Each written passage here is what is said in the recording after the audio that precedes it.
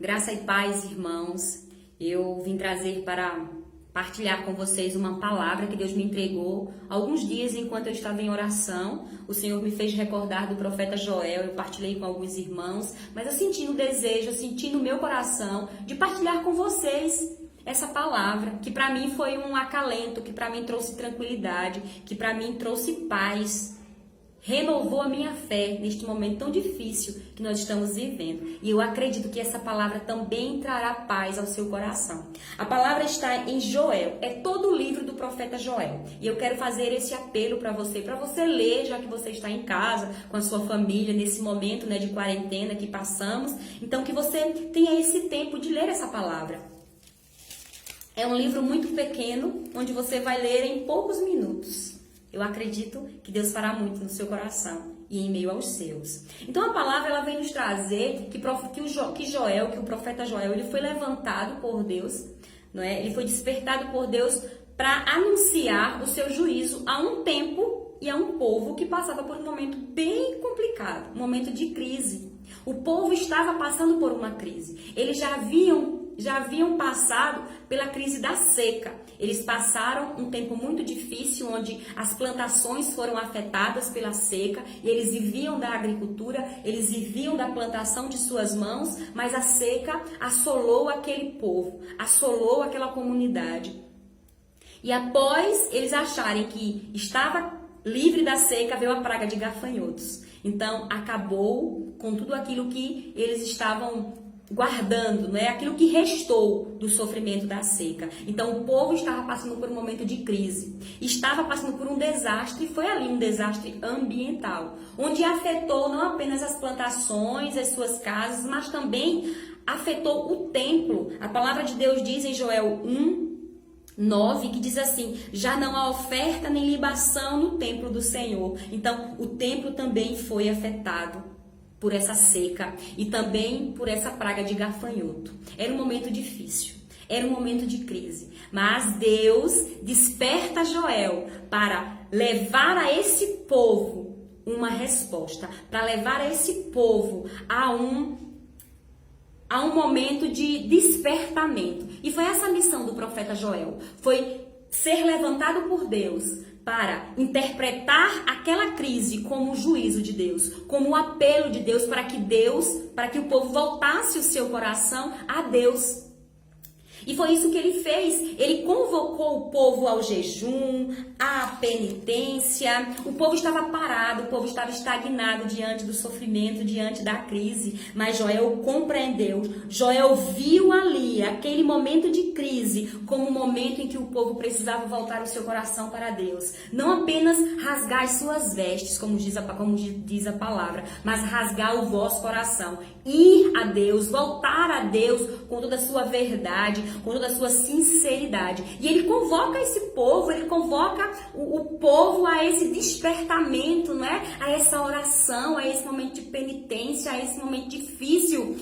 E o bonito é que Deus escuta a oração. A palavra de Deus diz que em resposta a esse clamor, que em resposta a esse jejum, que em resposta a esse quebrantamento do povo, a esse arrependimento do povo, a esse levantar do povo para orar a Deus, Deus responde. E olha o que a palavra diz em Joel 2:18. O Senhor afeiçoou-se à sua terra, teve compaixão de seu povo. E a palavra diz que Deus restituiu o povo, não apenas com questões materiais, mas também uma restituição espiritual. O povo sofreu a consequência da sua oração.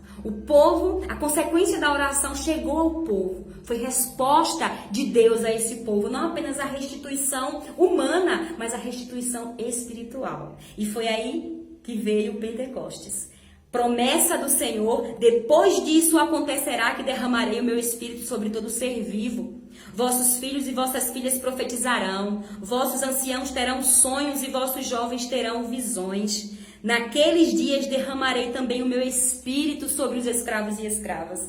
aconteceu o Pentecostes depois de um tempo. A promessa se cumpriu. Então a gente vai percebendo, né, que todo esse momento em que o povo viveu essa seca, essa crise, a gente vai se afeiçoando, né? A gente vai vendo que não é por acaso que essa palavra chegou ao nosso coração, chegou aos nossos ouvidos. Não foi por acaso, e eu fui compreendendo isso. Não foi por acaso que essa palavra chegou ao meu coração. Estamos vivendo um momento parecido com o que Joel viveu, com aquele povo sofreu. Estamos em meio a uma crise política, social, cultural. Nós somos proibidos de entrar nas nossas igrejas, de nos reunirmos com os nossos, de abraçar-nos. Então, essa crise também afetou o templo, também afetou a nossa vida religiosa, né? Os nossos costumes, a nossa tradição. Então, povo de Deus, não é tempo da gente sofrer, não é tempo da gente se desesperar, não é tempo da gente perder a nossa fé, não. Assim como Joel se levantou, nós precisamos nos levantar como profetas de Deus,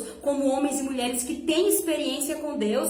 É hora de nós tirarmos da nossa gaveta, sabe, aqueles momentos em que nós vivemos na comunidade, com o nosso fundador, com os nossos irmãos nos grupos de oração, nos encontros que participamos e colocarmos em prática a palavra de Deus e a experiência que nós temos desse Deus vivo, que não se esquece do seu povo. É momento de nós nos levantar da nossa apatia. Não! Nós não podemos parar diante da crise. Nós não podemos parar diante do sofrimento, diante das negações, das privações. Façamos como esse povo. Nos levantemos com o nosso coração voltados para Deus. Que esse tempo de quarentena seja para realmente a gente se quebrantar, se colocar, clamar ao Senhor, nos voltarmos com o nosso coração, com a nossa verdade, a esse Deus que responde o povo, que responde o seu povo, que muda a sua sorte.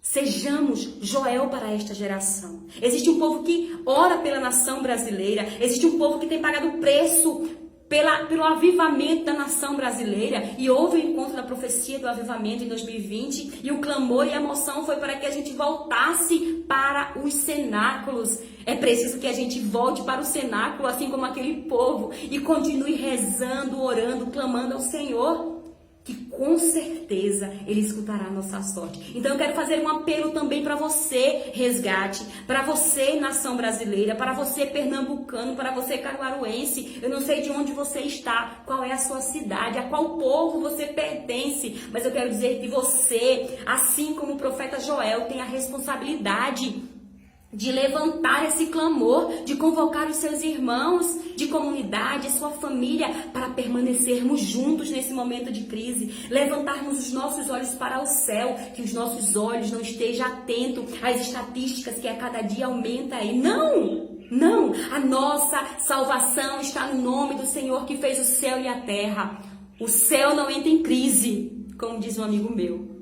O mundo está em crise, mas o céu não entra em crise. E quando nós não temos solução, Jesus é a solução. Então eu quero convidar você a permanecer de pé, rezando, clamando, que essa palavra traga cura ao seu coração, traga tranquilidade ao seu coração, do mesmo jeito que Deus respondeu a tanto clamor de tantos povos. Ele vai responder o nosso clamor. Eu creio que não é por acaso nós estamos vivendo isso. Então se levanta, levita. E eu quero encerrar com uma frase que o primo da rainha Esther falou para ela enquanto ela estava lá no palácio e assistindo e vendo a notícia de que o seu povo ia ser exterminado. Mardoqueu olhou para Esther e disse: Esther, quem sabe que não foi para esse momento, para esse tempo que Deus te constituiu rainha? E eu quero dizer para você, será que não foi para esse tempo que Deus te entregou um ministério de pregação, de intercessão, de música, de louvor? Será que não foi para esse tempo que Deus te fez resgate? Será que não foi para esse tempo que Deus te constituiu um homem e uma mulher cheia do Espírito para se colocar na brecha por um povo que sofre? De pé, que nós tenhamos a fé, que nós possamos nesse dia recobrar a nossa fé, que o Espírito Santo nos coloque na brecha para que nada possa tirar os nossos olhos dele. A nossa confiança, o nosso refúgio é Deus, é Ele que tem a palavra final. Que Deus te abençoe poderosamente. De pé, guerreiros, de pé, guerreiras. Deus nos abençoe poderosamente.